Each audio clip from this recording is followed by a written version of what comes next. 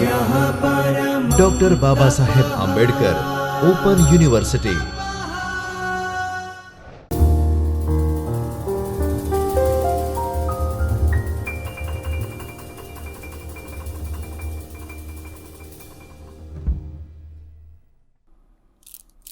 નમસ્તે. Doctor Baba Saheb Ambedkar open યુનિવર્સિટીના જ્યોતિર્મય પરિસરના ચૈતન્ય સ્ટુડિયોમાંથી હું આસિસ્ટન્ટ પ્રોફેસર આશના ત્રેહાન આપનું સ્વાગત કરું છું. આજે આપણે એસવાય બીકોમનો એક વિષય આવકવેરો અને જીએસટી કે જેમાં યુનિટ નંબર 3 મકાન અને મિલકતની આવક વિશે માહિતી મેળવશું. તો સૌથી પ્રથમ એની રૂપરેખા જોઈએ. પ્રસ્તાવના, પછી આપણે જાણીશું કલમ 22ના વિશે, મકાનના ગ્રોસ વાર્ષિક મૂલ્યનું નિર્ધારણ કરીશું, પછી આપણે જાણીશું ચોખ્ખું વાર્ષિક મૂલ્ય, એના પછી અંગત વપરાશ માટેના મકાનનું વાર્ષિક મૂલ્ય, એના પછી આપણે જાણીશું કલમ 24 મજરે મળતી રકમો કે ખાસ કપાતો, અને આગળ અને છેલ્લે આપણે જાણીશું કલમ 27ના વિશે જે છે ધારી લીધેલ માલિકી, અને અંતે સ્વાધ્યાય. પ્રસ્તાવના જોઈએ. મકાન મિલકતની આવકના શીર્ષક હેઠળ જે વ્યક્તિના નામ હેઠળ મકાન મિલકતની કાયદેસર નોંધણી થઈ હોય તે વ્યક્તિ મકાનના વાર્ષિક મૂલ્ય પર આવકવેરો ચૂકવવા જવાબદાર ગણાય છે. આવકવેરા ધારો 1961ના હેઠળ મકાન મિલકતની આવક મુખ્યત્વે 8 કલમો હેઠળ વિભાજિત કરવામાં આવે છે. તો કલમ જે 8 કલમની વાત ત્યાં થઈ છે, આ 8 કલમ નીચે મુજબ આપેલા છે. કલમ 22, 23, 24, 25A, 26 અને 27. સૌથી પહેલા કલમ 22. આવકવેરાની કલમ 22 મુજબ જે વ્યક્તિ મકાનનો માલિક હોય તે વ્યક્તિ મકાનના નિર્ધારિત વાર્ષિક મૂલ્ય પર આવકવેરો ભરવા જવાબદાર ગણાય છે, જે આપણે લાસ્ટ સ્લાઇડમાં પણ જોયું. મકાનના વાર્ષિક મૂલ્યનું નિર્ધારણ કલમ 23 હેઠળ કરવામાં આવે છે.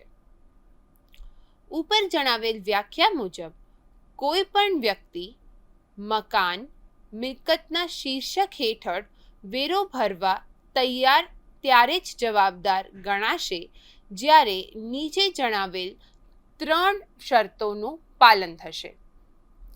નોંધ: મકાન શબ્દ હેઠળ મકાન અને તેની સાથે જોડાયેલ જમીનનો પણ સમાવેશ થાય છે. આ વાતની ખાસ નોંધ લેવાની છે. 3 શરતો જોઈએ. એસએસસી જે તે મકાન મિલકતનો માલિક હોવો જોઈએ. તમે દાખલા તરીકે તમારા પાડોશીના મકાનનો વેરો ભરવા માંગો છો તો એ તમને અલાઉડ નથી. એ મકાનના તમે માલિક એ જરૂરી છે. માલિક તે વ્યક્તિ છે કે જે મકાન મિલકતમાંથી પોતાના અધિકારની આવક મેળવવા માટે હકદાર છે. એસએસસી ફક્ત મકાનની માલિકી ધરાવતો હોય અને જમીનની માલિકી ના ધરાવતો હોય તો પણ તે મકાન મિલકતના શીર્ષક હેઠળ વેરો ભરવા જવાબદાર ગણાય છે. પરંતુ એ એસએસસી જમીન અને મકાન બંનેની માલિકી ના ધરાવતો હોય, જમીન અને મકાન બંને ભાડા પેટે રાખેલ હોય તો તે આવક મકાન મિલકતની આવકના શીર્ષક હેઠળ કરપાત્ર ગણાતી નથી. આવી આવકને અન્ય સાધનોમાંથી મળતી આવકના શીર્ષક હેઠળ કરપાત્ર ગણવામાં આવે છે. માલિકનો હક સાબિત કરવા માટે વેચાણની નોંધણીની આવશ્યકતા હોતી નથી. માલિકીના હકમાં માની લીધેલા માલિકની પણ સમાવેશ થાય છે, જે છે કલમ 27. મકાન મિલકતના શીર્ષક હેઠળ મકાનની સાથે જોડાયેલી જમીનનો પણ સમાવેશ થાય છે. મકાન મિલકતના શીર્ષક હેઠળ મકાનની ઉપરાંત ઓફિસનું મકાન, કારખાનાનું મકાન, ગોડાઉન અને અન્ય વ્યાવસાયિક મકાનોનો પણ સમાવેશ કરવામાં આવે છે. મકાનની સાથે જોડાયેલી જમીનમાં મકાનની આજુબાજુ બનાવેલા બગીચા, ગેરેજ વગેરેનો પણ સમાવેશ થાય છે. પરંતુ ખાલી જમીનને ભાડે આપીને તેમાંથી ઉપજાવેલી આવક અન્ય આવકોમાંથી મળતી આવકના શીર્ષક હેઠળ કરપાત્ર થાય છે. મકાન મિલકતનો ઉપયોગ ધંધા કે વ્યવસાય માટે ન થવો જોઈએ. જ્યારે કોઈ એસએસસી મકાન મિલકત અથવા તેનો કોઈ પણ ભાગ પોતાના ધંધા કે વ્યવસાય માટે ઉપયોગમાં લેતો હોય અને તે ધંધા વ્યવસાયની આવક, ધંધા કે વ્યવસાયનો નફો કે લાભના શીર્ષક હેઠળ કરપાત્ર હોય તો તે મકાન મિલકતનું વાર્ષિક મૂલ્ય મકાન મિલકતની આવકના શીર્ષક હેઠળ કરપાત્ર ગણી શકાય. પછી આપણે જોઈશું મકાન મિલકતની આવકની ગણતરી વખતે ખાસ ધ્યાનમાં રાખવાના મુદ્દા. જ્યારે એસએસસી મકાન ભાડે આપવાનો ધંધો કરતો હોય તો આ કેસમાં જ્યારે એસએસસી મકાન ભાડે આપવાનો ધંધો કરતો હોય ત્યારે પણ આવા મકાન પર મળેલી ભાડાની આવક મકાન મિલકતના શીર્ષક હેઠળ જ કરપાત્ર થાય છે, નહીં કે ધંધા અને વ્યવસાયની આવકના શીર્ષક હેઠળ.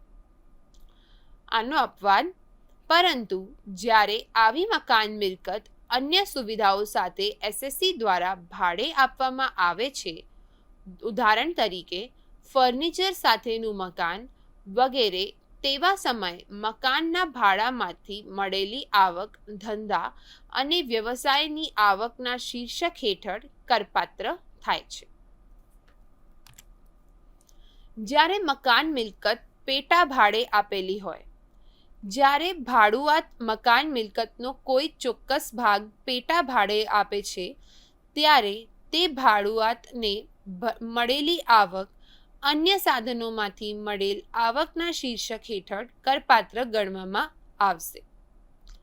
મકાન માલિક, ભાડુઆત અને પેટા ભાડુઆત. મકાન મિલકતની આવક, અન્ય સાધનોમાંથી મળેલી ભાડાની આવક. પરદેશમાં આવેલી મકાન મિલકત. સામાન્ય રહીશ માટે પરદેશમાં મળેલ મકાન મિલકતની આવક સંપૂર્ણ કરપાત્ર ગણાય છે, પરંતુ સામાન્ય રહીશ નહીં અને બિન રહીશ માટે આ આવક કરપાત્ર ગણાય જ્યારે તે પાછલા વર્ષ દરમિયાન ભારતમાં મળી હોય.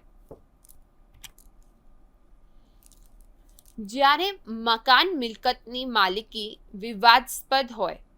જો કોઈ મકાન મિલકતની માલિકી વિવાદાસ્પદ હોય અને તેની માલિકી અંગે કોર્ટમાં મુદ્દતો ચાલુ હોય તેવા સંજોગોમાં જ્યાં સુધી જે તે મુકદ્દમાનો નિકાલ ન આવે ત્યાં સુધી આવકવેરા વિભાગના સત્તાવાળાઓ તેની માલિકી અંગે નિર્ણય લઈ જે તે વ્યક્તિ પાસેથી વેરો ઉઘરાવી શકે છે. મકાનના ગ્રોસ વાર્ષિક મૂલ્યનું નિર્ધારણ. મકાન મિલકતના ગ્રોસ વાર્ષિક નિર્ધારણ માટે નીચે જણાવેલ 5 સંભાવનાઓ ધ્યાનમાં લેવાય છે. જો કોઈ મકાન મિલકત અથવા તેનો ભાગ પાછલા આખા વર્ષ માટે ભાડે આપવામાં આવેલ, કોઈ મકાન મિલકત અથવા તેનો ભાગ જે પાછલા વર્ષમાં અમુક સમય માટે ભાડે આપવામાં આવેલ હોય અને અન્ય સમય માટે ખાલી રહેલ હોય. જો કોઈ મકાન મિલકત અથવા તેનો ભાગ પાછલા વર્ષ દરમિયાન ભાડે માટે આપવામાં આવેલ હોય અને બાકીના સમય માટે તેનો ઉપયોગ અંગત કારણ કરેલો હોય. ચોથું, જ્યારે કોઈ એસએસસી પાછલા વર્ષ દરમિયાન એક કરતાં વધુ મકાનનો ઉપયોગ અંગત રહેઠાણ માટે કરતી હોય. જ્યારે કોઈ એસએસસી એક કરતાં વધુ મકાનની માલિકી ધરાવતો હોય અને કોઈ એક મકાનનો ઉપયોગ તેના નોકરી ધંધાના કારણે અંગત રહેઠાણ માટે ના કરી શકતો હોય, ઉપર જણાવેલ પાંચેય સંભાવનાઓ હેઠળ મકાન મિલકતના મૂલ્યનું નિર્ણય વિસ્તારમાં નીચે મુજબ ગણીશું. જો કોઈ મકાન મિલકત અથવા તેનો ભાગ પાછલા આખા વર્ષ માટે ભાડે આપેલ હોય, જો એસએસસી તેનું મકાન અથવા તે મકાનનો કોઈ ચોક્કસ ભાગ પાછલા આખા વર્ષ માટે ભાડે આપે તો તેવા મકાનનું ગ્રોસ વાર્ષિક મૂલ્ય નીચે જણાવેલ સ્ટેપ મુજબ ગણવામાં આવશે. સ્ટેપ 1, મ્યુનિસિપલ આકારણી મુજબ મકાનનું નિર્ધારણ અથવા મકાનનું વ્યાજબી ભાડું અને અ અને બ માં પૈકી જે વધુ હોય તે રકમ. સ્ટેપ 2, ઉપર મુજબ નિર્ધારિત થયેલ રકમ અથવા મકાનનું સ્ટાન્ડર્ડ રેટ અને પૈકી જે ઓછા હોય તે રકમ. ઉપરના સ્ટેપ્સ મુજબ નિર્ધારિત થયેલ રકમને મકાનનો વ્યાજબી અપેક્ષિત કહેવાય છે. વ્યાજબી અપેક્ષિત ભાડું. સ્ટેપ 3, મકાનનું ખરેખર મળેલા અથવા મળવાપાત્ર ભાડું અથવા વ્યાજબી અપેક્ષિત ભાડું. આ બે પૈકી જે વધુ હોય તે. નોંધ: ખરેખર મળેલ અથવા મળવાપાત્રની ગણતરી વખતે વસૂલ નહીં થઈ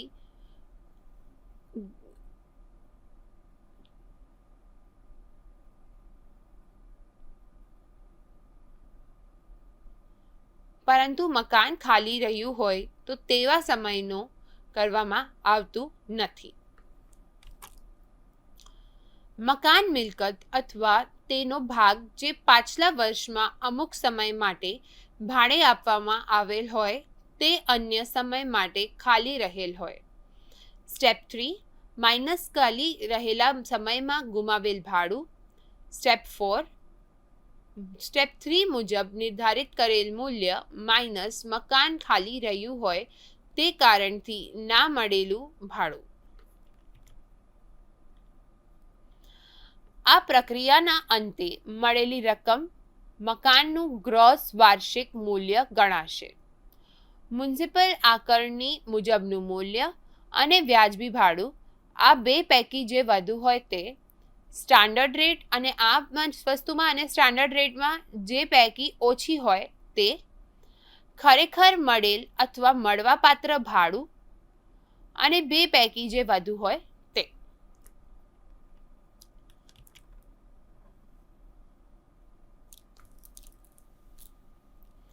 નીચે જણાવેલ વિગતો પરથી મકાનનું વાર્ષિક મૂલ્ય નક્કી કરો.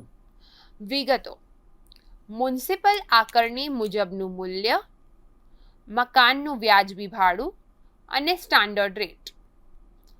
અને એસએસસી એ, એસએસસી બ અને એસએસસી ક, આ ત્રણ એસએસસી વિશે આ બધી માહિતી આપણને આપી દીધેલ છે અને આ પરથી આપણે મકાનનું વાર્ષિક મૂલ્ય કાઢવાનું થાય છે.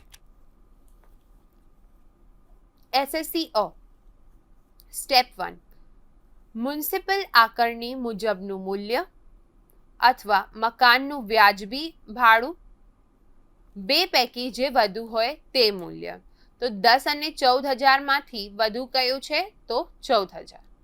સ્ટેપ 2, સ્ટેપ 1 મુજબ નિર્ધારિત મૂલ્ય અથવા સ્ટાન્ડર્ડ રેટ, બે પૈકી જે ઓછું હોય તે મૂલ્ય. તો 18 અને 14,000 માંથી 14,000 એ ઓછો મૂલ્ય છે. નોંધ: ઉપર આપેલ ઉદાહરણમાં ખરેખર મળેલું ભાડું આપેલ ન હોવાથી સ્ટેપ 3 અને 4 લાગુ પડશે નહીં. એટલા માટે આપણી જે મકાનનું ગ્રોસ વાર્ષિક મૂલ્ય છે એ આવ્યો 14,000નો.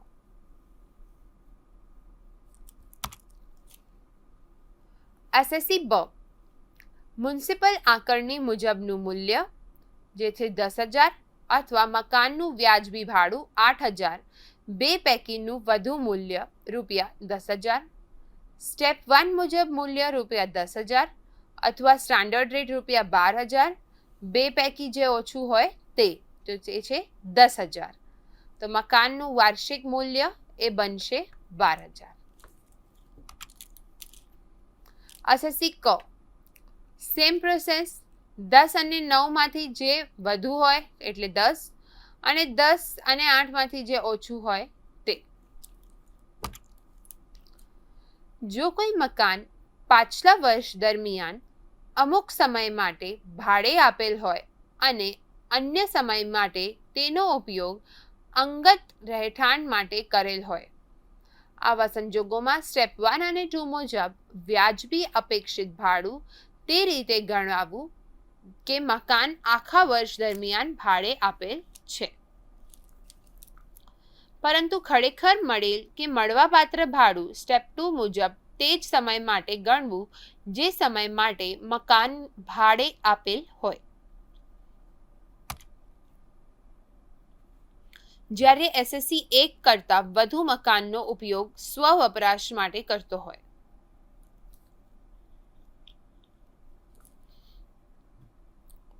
જ્યારે એસએસસી 1 કરતાં વધુ મકાનનો ઉપયોગ સ્વ વપરાશ માટે કરતો હોય ત્યારે એસએસસી પોતાની મરજીથી કોઈ એક મકાન સ્વ વપરાશ માટે છે તેમ ગણી તેનું ગ્રોસ વાર્ષિક મૂલ્ય 0 ગણી શકે છે, પરંતુ એક મકાન સિવાય બાકીના દરેક મકાન ભાડે આપેલ છે તેમ ધારી તેનું વાર્ષિક મૂલ્યાંકન કલમ 23(1) અ મુજબ કરવામાં આવે છે.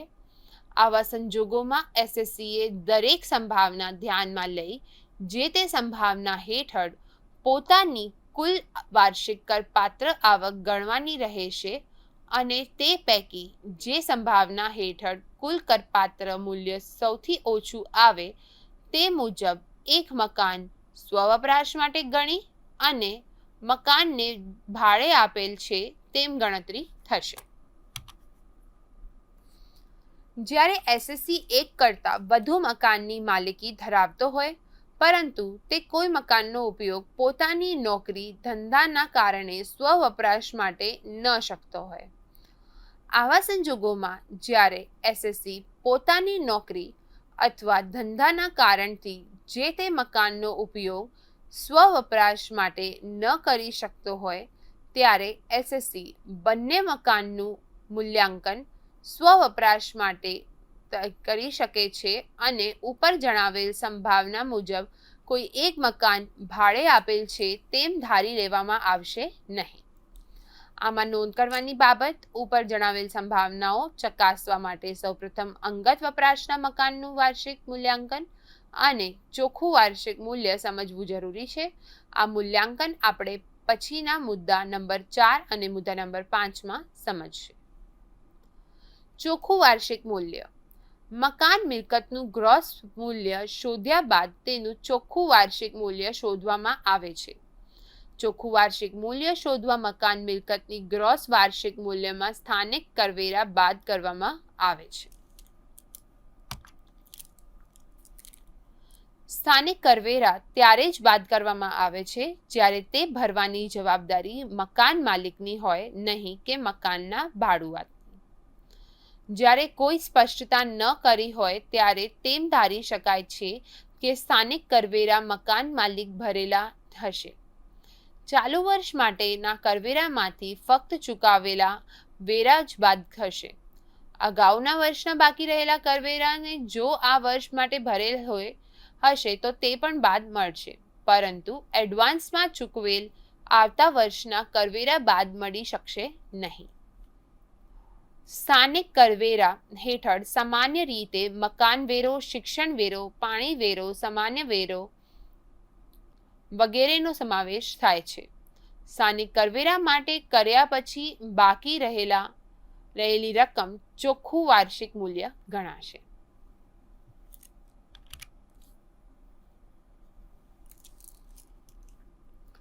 અંગત વપરાશ માટેના મકાનનું વાર્ષિક મૂલ્ય. જ્યારે કોઈ એસએસસી પોતાની માલિકના એક મકાનનો ઉપયોગ પાછલા પૂરા વર્ષ દરમિયાન પોતાના સ્વવપરાશ માટે કરતી હોય ત્યારે આવા મકાનનું ચોખ્ખું વાર્ષિક મૂલ્ય 0 ગણાશે. પરંતુ જો એસએસસી એક કરતાં વધુ મકાનની માલિકી ધરાવતો હોય તો કોઈ એક મકાન સ્વવપરાશ માટે છે તેમ ગણી બાકીના મકાનને ભાડે આપેલ છે તે મુજબ ગણતરી થશે. જો કે આવા મકાનનો ઉપયોગ એસએસસી પોતાના નોકરી ધંધાના કારણે અન્ય સ્થળે રહેતા હોવાથી ન કરી શક્યો હોય તો તે બંને મકાનનું ચોખ્ખું વાર્ષિક મૂલ્ય 0 ગણાશે. જ્યારે કોઈ એસએસસી તેના મકાનનું કોઈ એક ભાગ પોતાના સ્વતંત્ર રહેઠાણ તરીકે કરતો હોય અને અન્ય ભાગ ભાડે આપેલ હોય તેવા સંજોગોમાં જે ભાગ સ્વવપરાશ માટે છે તેનું ચોખ્ખું વાર્ષિક મૂલ્ય 0 થશે અને બાકીના મકાનનું મૂલ્યાંકન ભાડા આપેલ છે તેને તે રીતે થશે. ઉદાહરણ, કોઈ એસએસસીને પોતાના મકાનનો ત્રીજો ભાગ ભાડે આપેલ હોય અને નીચેના મકાનનો ઉપયોગ સ્વવપરાશ માટે કરતી હોય ત્યારે 2/3 મકાનનો જે આપણી વેલ્યુ હશે એ 0 આવશે. કઈ વેલ્યુ? તો એ છે ચોખ્ખી મૂલ્ય વેલ્યુ. અને બાકીના 1/3 યાની 1/3 ભાગનું મૂલ્યાંકન ભાડે આપેલ મકાનની મુજબ થશે. કલમ 24 મજરે મળતી રકમો કે ખાસ કપાતો. નીચે જણાવેલ રકમો ભાડે આપેલ મકાનના ચોખ્ખા વાર્ષિક મૂલ્યોમાંથી કપાત તરીકે બાદ આપવામાં આવે છે. 30% જેટલી રકમ ચોખ્ખા વાર્ષિક મૂલ્યની સ્ટાન્ડર્ડ કપાત તરીકે બાદ મળશે. ચાલુ વર્ષનું અને બાંધકામ પૂરું થયા પહેલાંનું મકાનની ખરીદી, મકાનના બાંધકામ, મકાનના સમારકામ અને મકાનના પુનઃ બાંધકામ માટે લીધેલી ઉછીની મૂડી પરનું વ્યાજ. ઉપરના મુદ્દા નંબર 2 માં જણાવેલ કારણો માટે ઉછીના લીધેલી રકમ પર ચૂકવવા પાત્ર વ્યાજની રકમ ચૂકવવાની બાકી હોય તેમ છતાં અને રોકડની ધોરણે હિસાબી રાખ્યા હોય તો પણ કપાતની રકમ બાદ મળશે. નોંધ: ઉપર જણાવેલ મુદ્દા નંબર 2 ના 4 કારણમાંથી કોઈ પણ કારણ માટે લીધેલી લોન પરત કે તે માટે કોઈ પણ નવી લોન લેવામાં આવે તો તે નવી લોન પરનું વ્યાજ પણ પાન તરીકે બાદ મળશે. મિલકતની ખરીદી અથવા તેના બાંધકામ માટે કોઈ રકમ ઉછીની લીધેલી હોય તો તે નીચેની મુજબ સામાન્ય વ્યાજદારી કે બાંધકામ પૂરું થયાના પાછલા વર્ષ અને આવનારા પાછળના 4 વર્ષોથી સરખે ભાગે એટલે કે દર વર્ષે 1/5 ભાગ કપાત તરીકે બાદ મળશે. મિલકતની ખરીદી કે બાંધકામ પૂરું થયા તારીખથી અગાઉના 31મી માર્ચ સુધી અથવા લોન પરત કર્યા તારીખ સુધી આ પ્રકારનું ચૂકવવાનું બાકી વ્યાજ પણ વાર્ષિક ધોરણોનો બાદ મળશે. વ્યાજનું વ્યાજ એટલે કે બાકીનું વ્યાજ પરનું વ્યાજ કપાત તરીકે બાદ મળશે. મકાન બાંધવા માટે જે જમીન ખરીદી છે તે જમીન ખરીદવી માટે ઉછીના લીધેલા નાણાં પરનું વ્યાજ મજર મળશે. આ ઉછીના નાણાં લોન મેળવવા માટે કે કમિશન કે દલાલી માટે. સ્વવપરાશ માટેના રહેઠાણના અંગત મકાન મિલકત મકાનના ચોખ્ખા વાર્ષિક મૂલ્ય એટલે કે 0 માંથી ઉછીની લીધેલી મૂડી પરના વ્યાજની કપાત અંગેની જોગવાઈ. જો લોન નીચે જણાવેલા હેતુ માટે લીધેલી હોય અને આ લીધેલી લોનનો તે હેતુ માટે ઉપયોગ કરવામાં આવ્યો હોય તો તે લોનનું વાર્ષિક સુધીમાં વધુ ₹30,000 સુધીનો વ્યાજ કપાત તરીકે મળશે. મકાનની ખરીદી કે બાંધકામ માટે તારીખ 1 એપ્રિલ 1999 પહેલાં અથવા મકાનની પુનઃ બાંધકામ કે સમારકામ માટે 1/4/99 પહેલાં કે પછી ગમે ત્યારે. જો આ લોન તારીખ 1/4/99 થી કે ત્યારબાદ મકાનની ખરીદી કે બાંધકામ માટે કરવામાં આવે હોય અને લોન લીધેની નાણાકીય વર્ષની છેલ્લી તારીખે 31મી માર્ચથી વર્ષમાં સમયમાં મકાનની ખરીદી બાંધકામ પૂરું થયું હોય તથા આ મકાનનું પ્રમાણપત્ર તરફ આપ્યું હોય તો તે લોનનું વ્યાજ અંગે વધુમાં વધુ રૂપિયા 1,50,000 એટલે કે 1.5 લાખ તારીખ બાદ થાય. તો આ હતી ઉછીના લીધેલી મૂડી પરના વ્યાજની કપાત અંગેની જોગવાઈઓ. હવે આપણે આ એકમમાં આગળ ચાલીએ અને જાણીએ એક ઉદાહરણના વિશે. દાખલો કરવાનો પ્રયત્ન કરીશું. મ્યુનિસિપલ આકારણી મુજબની વાર્ષિક મૂલ્ય, જે આપણે નાના નાના દાખલા કર્યા હતા એને બસ ક્લબ કરીને સમઅપ કરીને આપણને એક મોટો દાખલો આપેલો છે અને આ દાખલા પરથી આપણે એનો સોલ્યુશન કરશું. તો મકાન નંબર 1ની મ્યુનિસિપલ આકારણી મુજબની વાર્ષિક મૂલ્ય છે 15,000 રૂપિયા, જ્યારે મકાન નંબર 2ની છે 30,000 રૂપિયા. વ્યાજબી ભાડું, મકાન નંબર 1નું વ્યાજબી ભાડું છે રૂપિયા 22,200 અને બીજા મકાનનો છે 28,800. મળેલ વાર્ષિક ભાડું રહેઠાણ માટે ભાડે આપેલ જે છે 24,000 અને બીજાનું પણ 24,000. મુંબઈ રેન્ટ કંટ્રોલ એક્ટ હેઠળ નિર્ધારિત સ્ટાન્ડર્ડ રેન્ટ રૂપિયા 21,000 અને રૂપિયા 27,000. 2013-14ના વર્ષ દરમિયાન ચૂકવેલ સ્થાનિક કરવેરા જે છે 6,000 અને બીજા મકાનનો નથી છે, એમાં છે અગાઉના પાછલા વર્ષના રૂપિયા 6,000, ચાલુ પાછલા વર્ષના રૂપિયા 3,000 ને 6,000. નેક્સ્ટ, બાંધકામ પૂરું થયા તારીખ 31/3/2010 અને 31/3/2012. ચૂકવેલ વીમા પ્રીમિયમ રૂપિયા 1,500. બાંધકામ માટે લીધેલી લોનનું વ્યાજ અગાઉના વર્ષનું બાકીના વ્યાજ ચૂકવું રૂપિયા 3,000, અગાઉના વર્ષનું બાકી વ્યાજ મોડું ચૂકવવા બદલ તેના પર વધારવાનું વ્યાજ ચૂકવ્યું રૂપિયા 600, ચાલુ વર્ષનું ચૂકવવાનું બાકી વ્યાજ રૂપિયા 4,800. જવાબ લખતી વખતે આ ધ્યાનમાં રાખવું કે પાછલા વર્ષ 2017-18 અને જે આપણો આકારણી વર્ષ છે 2018-19 એ ટેબલના ઉપર લખવું એ જરૂરી છે. તો આગળ આપણે એનો ટેબલ જોઈશું. વિગત: મકાન નંબર 1 રહેઠાણ માટે ભાડે આપેલ, ગ્રોસ વાર્ષિક મૂલ્ય રૂપિયા 24,000. બાદ કરીશું ચૂકવેલ સ્થાનિક કરવેરા રૂપિયા 6,000 અને 3,000 તો આવશે રૂપિયા 9,000. ચોખ્ખું વાર્ષિક મૂલ્ય આપેલું છે રૂપિયા 15,000. બાદ કરીશું ખાસ કપાતો. મકાન અંગે ખર્ચ માટે સ્ટાન્ડર્ડ કપાત જે છે 30%. હવે કેનો 30%? તો છે ચોખ્ખા વેલ્યુ એટલે કે આપણો 15,000.